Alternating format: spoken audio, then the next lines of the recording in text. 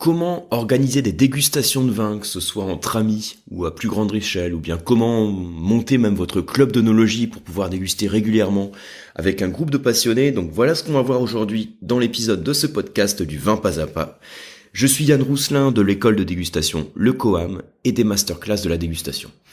Et donc, l'épisode du jour, on va sortir un petit peu de la pédagogie du vin, de la formation au vin pur et dur, et on va parler d'organisation de dégustation, parce que c'est une question qui revient assez régulièrement dans les questions que vous me posez. Il arrive que vous ayez par exemple passé un diplôme autour du vin, et puis ensuite, vous voulez continuer à progresser. Et alors, pour continuer à progresser dans la dégustation, le mieux c'est de déguster régulièrement. Et pour déguster régulièrement quand on est tout seul chez soi, on peut le faire, mais ça coûte plus cher puisqu'on va pas répartir le budget vin entre les différents participants. Donc, à ce moment-là, il se pose un peu la problématique de si je veux continuer à déguster, il faut soit que je rejoigne un groupe de dégustateurs, soit que j'en crée un. Donc c'est ce qu'on va voir dans l'épisode de ce podcast. Alors au passage, si vous êtes un peu dans cette situation où vous souhaitez continuer à progresser dans le vin en dégustant seul, sachez que vous avez aussi la possibilité de... Alors là, excusez-moi parce que je vais mettre une page de pub du coup, puisque là je vais parler des masterclass. Alors une petite parenthèse, quand vous êtes dans cette optique de vouloir déguster régulièrement, et puis que vous n'avez pas forcément d'autres personnes, d'autres passionnés, ou une personne formée aussi, pour vous guider dans la dégustation, les masterclass de la dégustation s'adaptent complètement à votre cas, puisque vous allez recevoir chaque mois donc une thématique, un cours complet sur une thématique avec un coffret de dégustation. Donc je ferme la parenthèse, donc désolé au passage pour un peu cette pub que j'ai mis au début du podcast. D'habitude quand je vous parle de ce que je propose au Coam, j'en parle plutôt à la fin, pour vous laisser vous imprégner de toutes les informations que je veux d'abord vous transmettre. Bref, tout ça pour vous dire qu'il y a un vrai intérêt pour vous en tant que dégustateur ou en tant que passionné de vin de pouvoir instaurer une certaine régularité dans vos dégustations en vous retrouvant avec un groupe d'amis ou un groupe de passionnés autour de thématiques qui sont définies. Et puis alors, pour que ces séances de dégustation se passent bien, pour bien les mettre en place, il y a plusieurs points dont je voudrais vous parler dans ce podcast. Alors j'en ai listé quelques-uns, quelques thèmes. Alors j'ai listé le thème, s'interroger déjà sur le pourquoi du club que vous souhaitez monter. Je vais le développer juste après, donc le pourquoi. Ensuite, l'échelle, à quelle échelle ou quelle structure pour votre club. On parlera aussi des fonds. On parlera du lieu où vous vous retrouvez, comment mettre en place les séances, le matériel à avoir, comment gérer le déroulement de la séance aussi, c'est hyper important quand vous faites une dégustation, et qui va animer. Et puis je rajouterai aussi comment recruter des dégustateurs, c'est important aussi. Alors, je vais développer donc tous ces points en faisant en sorte de vous donner à chaque fois quelques idées clés, quelques concepts, quelques informations qui, j'espère, vont vous aider à mettre en place votre groupe de dégustateurs. Première question à se poser, je pense. Alors après, c'est peut-être une question finalement qu'il faut se poser pour n'importe quel projet que vous lancez. Mais voilà. En tout cas, pour ce projet en particulier, la première question à se poser, c'est le pourquoi. Pourquoi vous voulez vous réunir pour déguster régulièrement ? Parce que le pourquoi, ça peut être, finalement, je veux passer un bon moment avec quelques potes, je veux faire ça de manière régulière, et puis je vais en profiter pour, dans ces bons moments qu'on passe ensemble avec ce groupe d'amis, pour faire découvrir quelques bouteilles de vin, puis on les déguste ensemble, on les commente. Ça peut être un pourquoi. Mais le pourquoi peut être aussi beaucoup plus centré sur l'apprentissage pur et dur. Imaginez, vous avez passé le WSET au Coam, et puis vous dites, je veux continuer à déguster. Donc, il faut que je maintienne, j'ai en tête ce process de dégustation qu'on a pour le WSET, si je me prépare, par exemple, pour le diplôme, pour le niveau 4, par exemple. Du coup, dans ce cas-là, l'apprentissage est beaucoup plus, entre guillemets, bourrin. C'est-à-dire que vous allez définir une fréquence qui va être définie et faire en sorte de définir une fréquence définie. Bon, désolé, on va choisir une fréquence spécifique et essayer de s'y tenir. Et puis il va y avoir un peu plus de sérieux aussi dans la dégustation. Un peu plus de sérieux parce que tout le monde qui va participer à la dégustation doit suivre le protocole que vous avez défini, qui est celui par exemple de suivre le processus de dégustation qui est imposé par telle fiche de dégustation. Ou bien suivre la thématique que vous avez imposée. Donc c'est important de réfléchir en quelques minutes à ce pourquoi vous voulez déguster entre amis ou à plus grande échelle, c'est-à-dire est-ce que vous êtes plus focalisé sur le plaisir de vous retrouver entre amis et de passer un bon moment?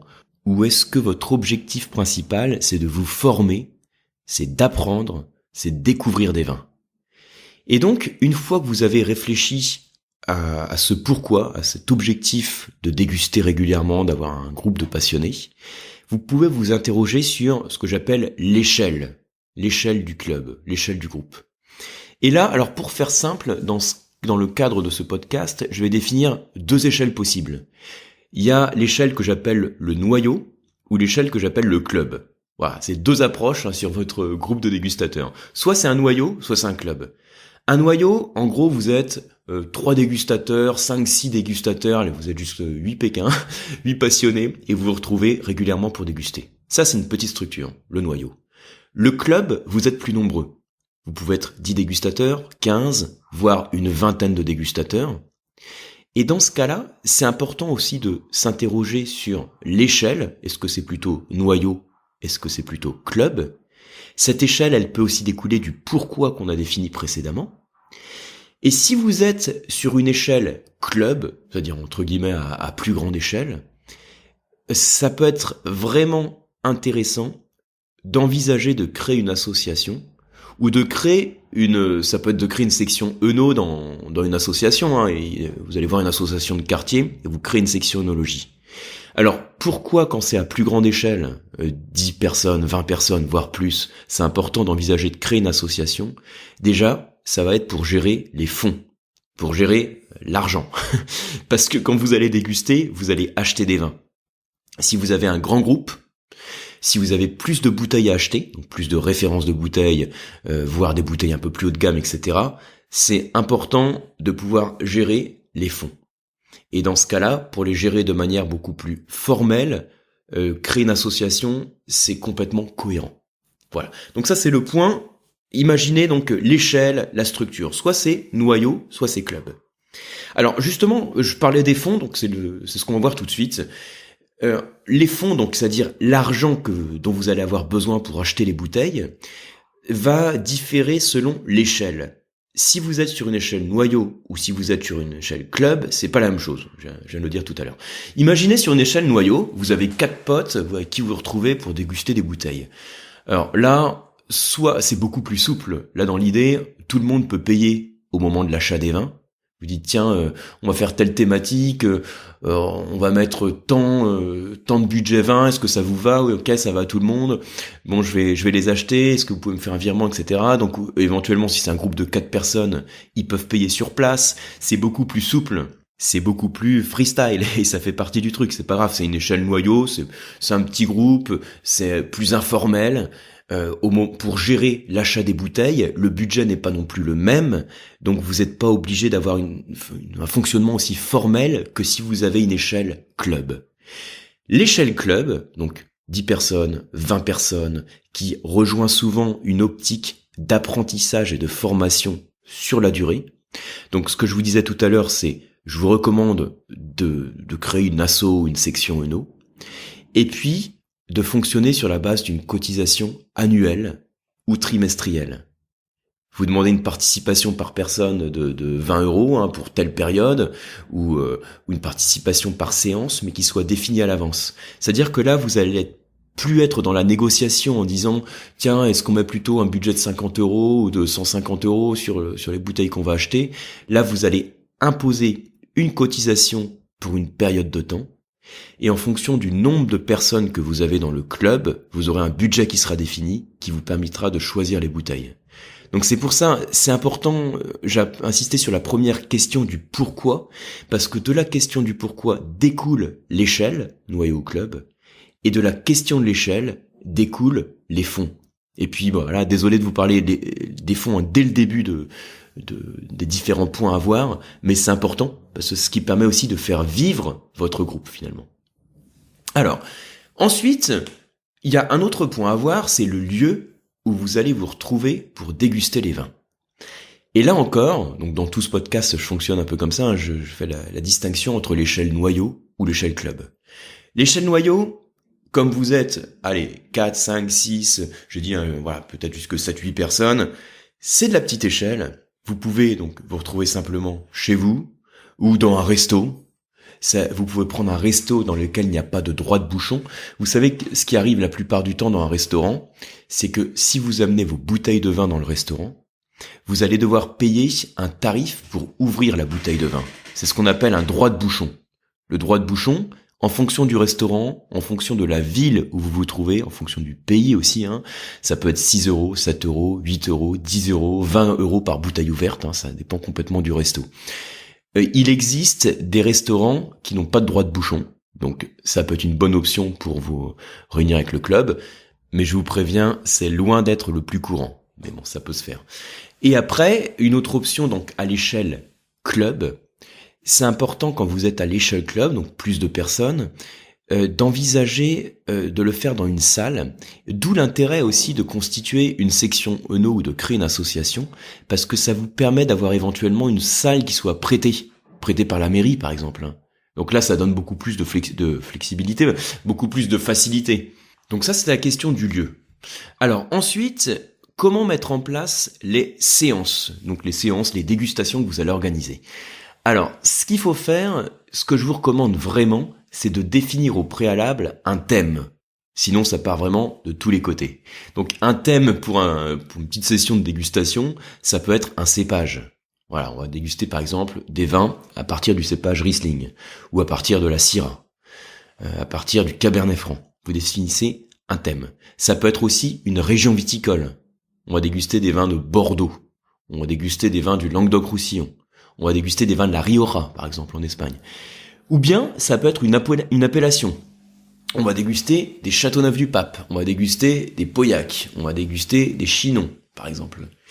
Ou bien, ça peut être un millésime, une année. On va déguster plusieurs vins du millésime 2015. Alors là, c'est hyper vaste. Et vous voyez qu'en fait, à chaque fois, en fonction du thème, vous avez des vins qui sont plus ou moins précis, plus ou moins définis. Si je dis on va déguster des vins chiliens, c'est hyper ouvert. Il y a beaucoup de diversité. Ou imaginez si je dis on va déguster des vins français, c'est très ouvert. Vous pouvez servir un peu tout ce que vous voulez. Donc là, c'est beaucoup moins ciblé. Si je dis on va déguster des Vouvray 2015, là, c'est beaucoup plus ciblé. On constate en général que plus on monte en précision et plus on monte en expertise. C'est-à-dire que si dans votre groupe de dégustateurs, vous avez que des débutants qui savent pas trop encore comment tenir leur verre de vin, évitez de partir sur Vouvray 2015. Si vous faites panorama des vins français, certes, ça part un peu de tous les côtés, mais c'est pas grave parce que l'objectif est différent. L'objectif, c'est peut-être justement d'apprendre à tenir le verre de vin et puis d'apprendre à mettre des mots sur les sensations qu'on a quand on déguste le vin. Donc l'objectif à chaque fois va être différent et le thème va être différent en fonction du niveau d'expertise. Si vous êtes un groupe qui vous retrouvez régulièrement pour vous former, vous êtes diplômé dans le vin, forcément vous allez partir sur des choses qui sont beaucoup plus précises, beaucoup plus expertes. Vous allez préparer aussi les sessions au préalable. Mais si c'est plus un groupe, je vais dire un groupe de copains ou pas forcément un groupe de copains, un groupe de passionnés, mais qui ont un niveau très débutant qui s'initie au vin, là vous allez avoir des thèmes plus génériques. Donc définir le thème, c'est important. Définir la date. Si vous êtes dans l'échelle, le club, donc un peu plus de personnes, je vous recommande de définir un calendrier directement à l'avance. Je sais pas, le deuxième jeudi du mois ou le premier jeudi du mois. À telle heure, à tel endroit. C'est défini, tout le monde le réserve dans son agenda. Ça permet aussi d'instaurer une forme de régularité. Si vous êtes sur l'échelle le noyau, donc le groupe de potes, vous êtes 5-6 PK dans le groupe, là vous envoyez un mail ou un doodle pour choisir la date. Si la date saute de temps en temps, c'est moins grave. On est sur quelque chose qui est beaucoup... c'est pas grave non plus forcément dans l'autre cas, mais on est sur quelque chose qui est plus informel. Vous voyez, c'est pour ça que c'est important de se poser les questions dans l'ordre que je vous recommande.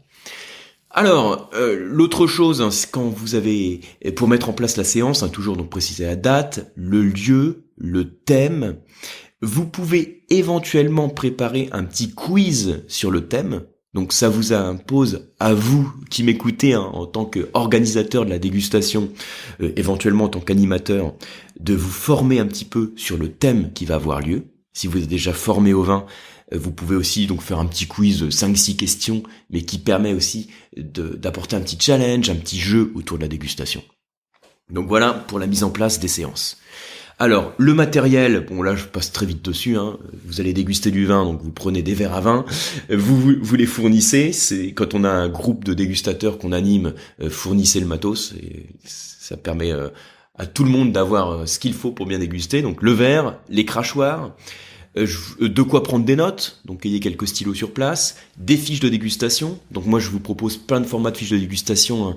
N'hésitez pas à m'envoyer un petit mail si vous souhaitez des fiches de dégustation, j'ai des formats imprimables, ça sera un plaisir de vous les donner. Et puis, éventuellement, vous pouvez mettre aussi, si par exemple vous avez acheté les bouteilles au domaine, que vous avez des petites plaquettes sur le domaine, donc des dépliants sur le vin, vous pouvez les mettre. Mais si vous avez fait vos courses chez le caviste, vous pouvez aussi proposer les fiches techniques des vins. Hein, vous cherchez sur Google le nom du vin, vous mettez à côté fiches techniques, et vous aurez, la plupart du temps, vous les avez sur Internet, le descriptif du vin en termes d'encépagement précis, en termes de vinification, d'élevage, éventuellement de type de terroir, etc. Et donc ça permet, au moment où vous dégustez aussi, de lire la fiche technique pour mieux connaître le vin. Alors ensuite, une autre question, comment se déroule le cours d'œnologie, là c'est pas un cours, la dégustation, parce que là on a vu comment la mettre en place, le matos à prévoir, mais comment ça se déroule. Alors ça va dépendre un petit peu aussi du niveau d'expertise du groupe, mais dans tous les cas, même si vous avez un groupe de débutants, c'est vraiment sympa de déguster à l'aveugle. Donc vous mettez des cache-bouteilles ou des chaussettes cache-bouteille ou du papier alu autour de la bouteille. Le tout, c'est de cacher l'étiquette. Donc vous, en tant qu'organisateur de la séance, vous cachez les étiquettes au préalable et vous dégustez tous les vins à l'aveugle. Et même avec des débutants qui vont pas forcément connaître les cépages, les vins, les appellations dégustées, ça ajoute un petit challenge et ça oblige à pas avoir d'a priori ou de préjugés sur le vin qu'on va déguster. Donc essayez de prendre cette habitude. C'est très bien aussi pour développer ses sens sans jouer au buveur d'étiquette. C'est-à-dire on voit l'étiquette, on se dit oula, ça c'est un vin qui est cher, ça c'est du grand vin, ça a intérêt à être bon. Du coup quand je le goûte, je dis que c'est bon. Là on sait pas ce que c'est, donc on avance plus à l'aveugle pour le coup. Et puis c'est vrai que ça apporte un petit challenge. Je vous recommande aussi de remplir des fiches. Je vous l'ai dit tout à l'heure dans le matériel dégustation, fournissez des fiches à chaque participant. Et puis, faites en sorte, vous, en tant qu'organisateur, d'échanger un maximum avec tout le monde. Le but, c'est de passer un bon moment. On déguste du vin, le but, c'est de se faire plaisir et de passer un bon moment. Même si vous êtes dans une optique de vous former pour acquérir une certaine expertise, le but, c'est de se faire plaisir. Moi, mon boulot, c'est le vin. Moi, dans mon travail, je déguste, mais j'ai toujours en tête que l'objectif, quand j'ai un verre de vin devant moi, c'est aussi de passer un bon moment. Une dégustation, c'est une analyse sensorielle, et dans sensoriel, il y a sens, donc le but, c'est de se faire plaisir, c'est de faire plaisir avec le vin. Même si vous avez une optique donc de formation pure et dure. Alors, l'autre question... toujours, tiens, une petite précision aussi, quand vous échangez avec les participants, c'est vrai que l'échange va dépendre du niveau d'expertise. Certains vont être un petit peu paumés, vont se dire, moi, de toute façon, j'y connais rien, je retrouve pas les arômes. C'est peut-être déjà la première question à poser à n'importe quelle personne qui déguste, même un débutant, c'est « Est-ce que tu aimes ce vin ?» Et puis, si tu l'aimes, qu'est-ce qui fait que tu l'aimes ? Ou si tu l'aimes pas, qu'est-ce qui fait que tu l'aimes pas ? Alors la personne, en fonction de son niveau d'expertise, va peut-être dire je trouve, je sais pas, il me pique un peu la bouche ou il brûle la bouche, ou bien la personne qui est plus exercée va dire je trouve qu'il y a des tanins un petit peu durs et comme il y a aussi une acidité qui est un peu verte, c'est un vin qui est un petit peu austère. Donc à chaque fois le discours du participant peut changer en fonction de son niveau, mais c'est la première question qu'on peut se poser. Est-ce que j'aime ce vin et pourquoi ? Quand on a un thème qui est défini aussi, par exemple, tout à l'heure, je disais Vouvray 2015. On peut demander aussi aux participants, qu'est-ce que vous savez de Vouvray ? Où ça se trouve ? Vous amenez les cartes, dans ce cas, les cartes viticoles. Millésime 2015, qu'est-ce que vous en savez ? Et du coup, ça m'amène à vous amener sur l'autre question sur laquelle vous pouvez vous interroger quand vous montez votre groupe de dégustateurs ou de club d'œnologie, c'est qui anime la session ? Et là, ça va dépendre aussi de la première question qu'on s'est posée tout à l'heure, c'était quelle est l'échelle ? Est-ce que c'est l'échelle noyau ? ou l'échelle club. Si c'est l'échelle noyau, vous êtes avec votre groupe de potes, c'est vous qui animez. Voilà, vous êtes, si vous me suivez, si vous suivez ce podcast, c'est-à-dire que vous êtes passionné de vin, vous êtes déjà peut-être plus ou moins formé. Et du coup, même si vous n'avez pas un bon niveau d'expertise, vous êtes avec votre groupe d'amis, vous êtes là aussi pour apprendre peut-être avec eux. Donc vous allez essayer de vous renseigner sur les vins que vous avez dégustés, sur le thème qui a été choisi. Et puis, si vous êtes à l'échelle club, plus de monde qui vient, il y a des thématiques et des dates qui sont définies à l'avance. Alors, ça peut être vous, si vous avez un bon niveau de dégustation, ou vous pouvez éventuellement faire intervenir un expert de temps en temps. Donc voilà, au passage, donc n'hésitez pas à m'envoyer un petit mail si vous souhaitez faire intervenir un formateur. Si je ne peux pas intervenir moi personnellement, j'ai plein de copains qui peuvent le faire. Donc le mail, je vous le redonne, c'est contact@lecoam.eu. Donc c'est pas forcément un truc que vous allez faire à chaque fois, faire venir un expert. Mais si vous êtes dans une optique d'apprentissage pur et dur, que vous souhaitez vous former, ça peut être intéressant d'avoir peut-être de temps en temps quelqu'un qui vient pour mener la dégustation. Ça peut être aussi quelqu'un qui vient systématiquement à chaque session. Donc ça, c'est à vous de voir en fonction de votre optique, de l'objectif du club. Il y a un dernier point sur lequel je voudrais insister, une dernière question, un dernier thème, c'est comment recruter des dégustateurs dans votre club. Parce que c'est une question qui peut se poser en fonction là aussi de l'échelle. Donc l'échelle noyau ou l'échelle club. Quand c'est l'échelle noyau, je vous ai dit, vous êtes un groupe de quelques copains, vous retrouvez de temps en temps de manière informelle, recruter des dégustateurs, on va dire c'est moins problématique, mais bon, si vous êtes trois potes et que vous souhaitez être un petit peu plus nombreux pour échanger sur les vins, puis aussi avoir peut-être un petit peu plus de budget pour acheter des belles bouteilles, recruter des dégustateurs se fait pas de la même manière que si vous avez un club. Si c'est un noyau, quelques copains, c'est des amis, de la famille, c'est comme c'est le bouche à oreille, mais comme on est sur l'échelle noyau, c'est un petit groupe, donc on n'est pas non plus dans une optique de recruter beaucoup de personnes. Mais si vous êtes sur un club, il y a 10 personnes, 15 personnes, 20 personnes, ça peut vous intéresser d'avoir un groupe un petit peu plus nombreux, avec toujours cette idée d'avoir un budget plus important. Si vous créez une association, vous allez avoir une cotisation qui peut être périodique ou annuelle. Et puis, le fait d'avoir plus de personnes, logiquement, vous avez plus de budget. Du coup, vous achetez des plus grands vins, des meilleures bouteilles. Et puis, ça peut faire venir aussi d'autres personnes. Donc, ça peut être intéressant de recruter quelques dégustateurs. Alors, moi, ce que je vous recommande, par expérience, sur des assos comme ça, honnêtement, le bouche à oreille, ça fonctionne super bien. Les réseaux sociaux, ça fonctionne très bien. Il y a le groupe privé du Coam sur Facebook, donc vous faites peut-être partie. Vous pouvez passer aussi par ce groupe privé. Si vous en faites pas partie au passage, vous pouvez m'envoyer un petit mail pour le rejoindre. Donc là-dessus, vous pouvez rencontrer quelques passionnés pour recruter pour votre club. Donc voilà pour ces quelques conseils que je voulais vous donner sur comment organiser des dégustations, comment monter votre club d'œnologie. J'espère que ça vous aide, que ça va vous aider si vous souhaitez mettre en place des dégustations. Alors sachez que si vous voulez que je vous conseille de manière personnalisée pour la création d'une section d'œnologie ou pour la création d'un club d'œnologie, ce sera avec plaisir. C'est quelque chose que je fais régulièrement. Alors que je participe ou non à l'animation du cours d'ailleurs, je peux aussi vous remettre des petits supports pédagogiques comme des fiches. Ce sera avec plaisir. Et puis, si vous, en tant qu'organisateur ou qu'animateur du groupe, vous voulez vous former et acquérir une certaine expertise, j'espère vous retrouver sur les masterclass de la dégustation. Justement, le club, c'est en quelque sorte un club virtuel qui vous permet de déguster tous les mois, donc de grands vins, en ma compagnie. Et si ce que vous souhaitez, c'est acquérir une expertise au travers d'un diplôme, j'espère vous retrouver alors sur les formations du Coam, donc c'est toujours sur lecoam.eu, donc là vous avez remarqué on arrive sur ma petite page de pub, donc sur lecoam.eu, où vous pourrez retrouver donc différents diplômes que vous pouvez suivre soit en présentiel, donc en présentiel ça peut être à Paris ou à Aix-en-Provence, ou bien à distance de chez vous. Donc ça peut être les diplômes du WSET, Wine and Spirit Education Trust, joli accent au passage, ou bien les diplômes du CFV, certificat les fondamentaux du vin, ou bien l'expertise vin de France qui est le CCAVF, que vous pouvez suivre en présentiel à Paris ou bien à distance. Merci beaucoup pour votre attention, j'espère vous retrouver très vite sur un prochain podcast et je vous dis à très bientôt.